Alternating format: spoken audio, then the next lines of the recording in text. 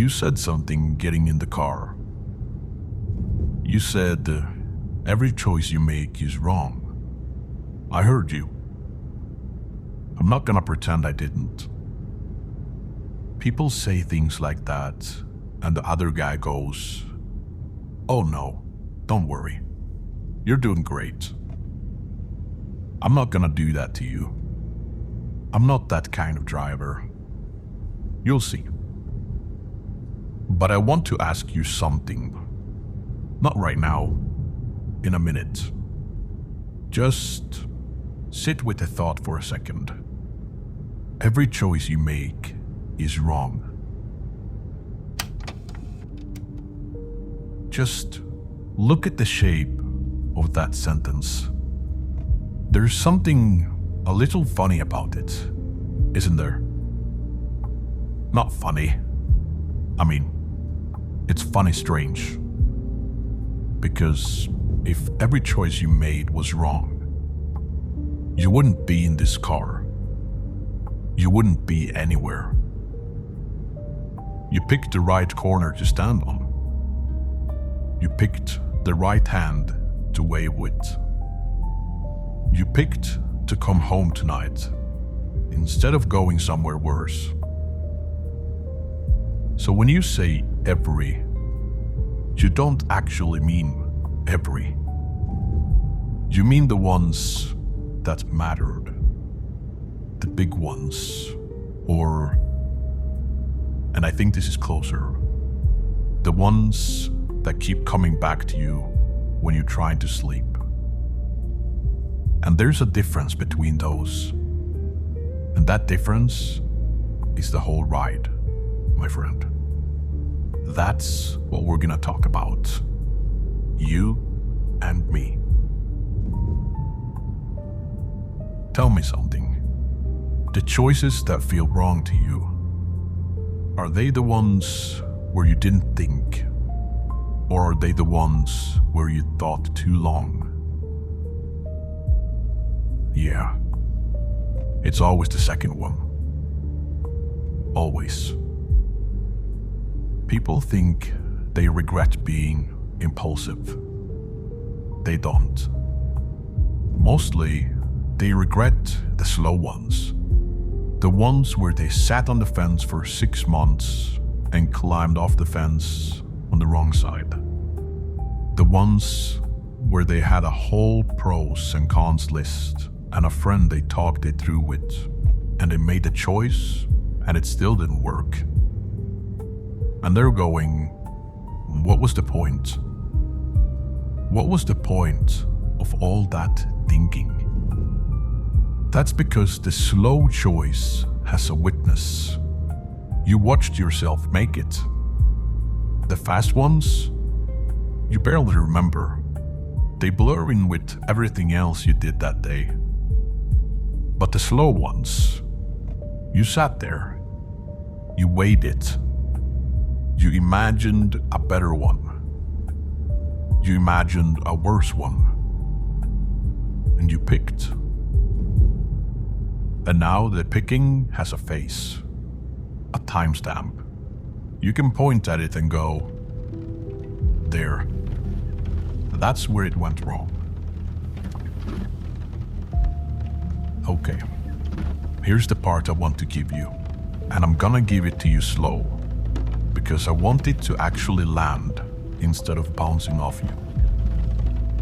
When you say I made the wrong choice, you're comparing the choice you actually made, the real one, the one with all the consequences, the one you had to live with, against a different choice you didn't make, an imaginary one, the other road, the fantasy version. And you know what the fantasy version has going for it? It never had to live. It never had to wake up and pay rent. It never got a flat tire. It never disappointed anybody. It just sits there, in your head, being perfect, because nobody made it real.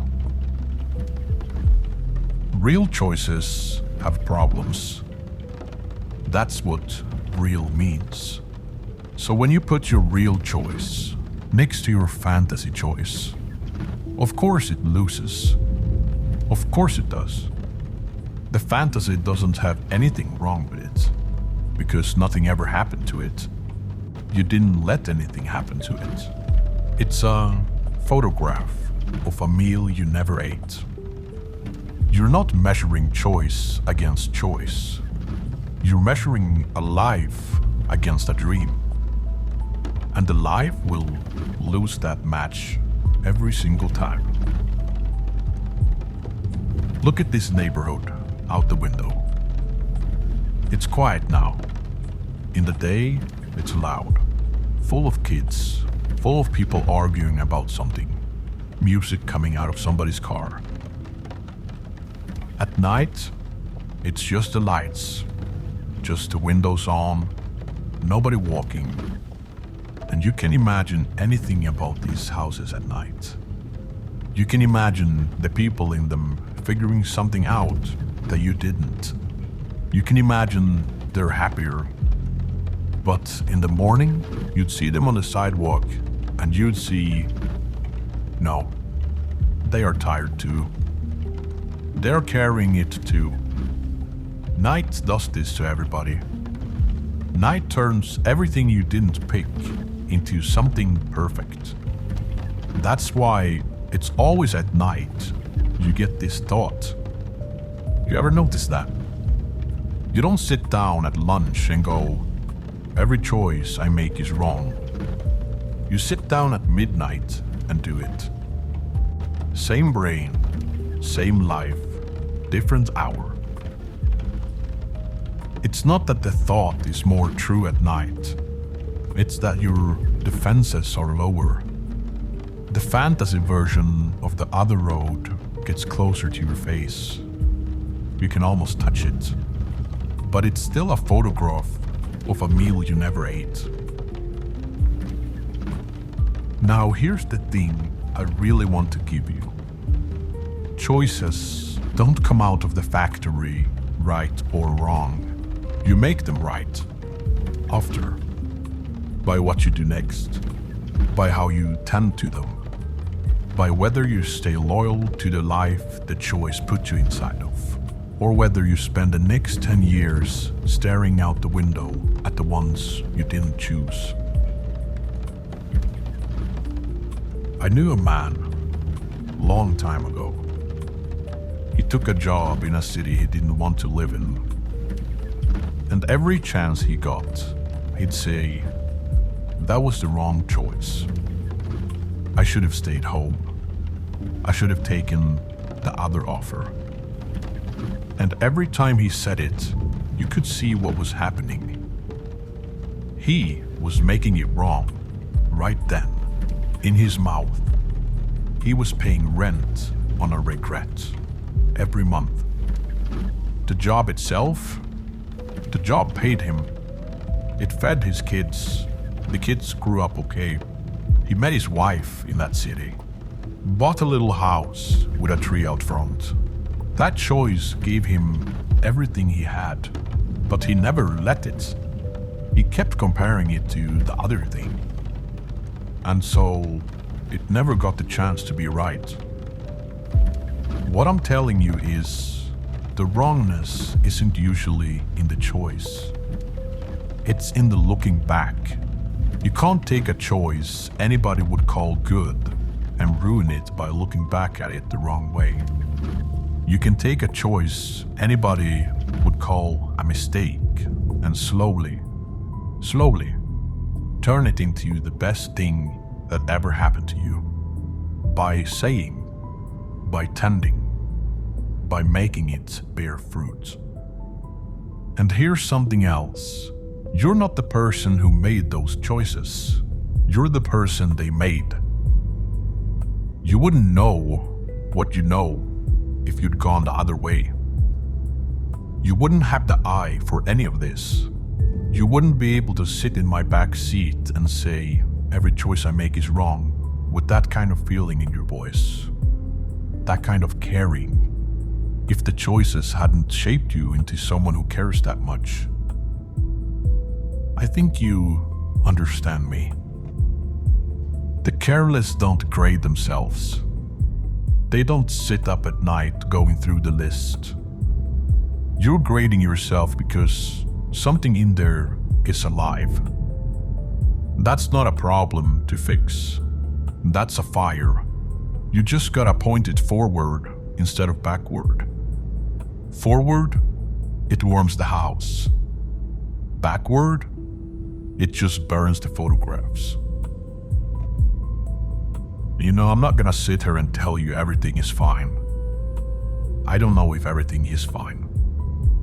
Some of those choices probably did cost you something. That's how life goes. Nobody gets out without some real losses.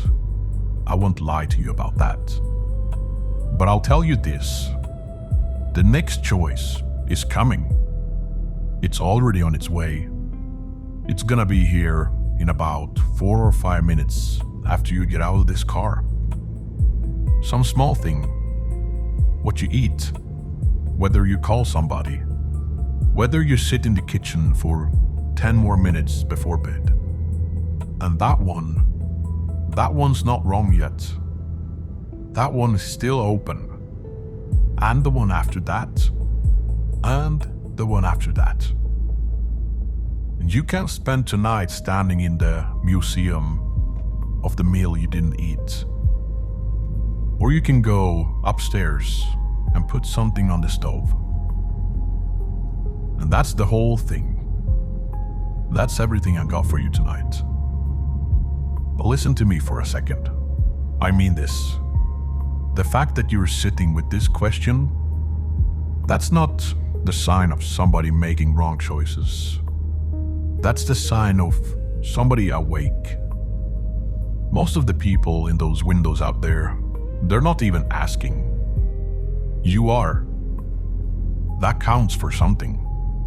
It counts for more than you know tonight. Probably more than you'll know for a while. So go on, you know?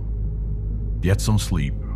And tomorrow's a new road. And I'll be here, same driver, if you need me.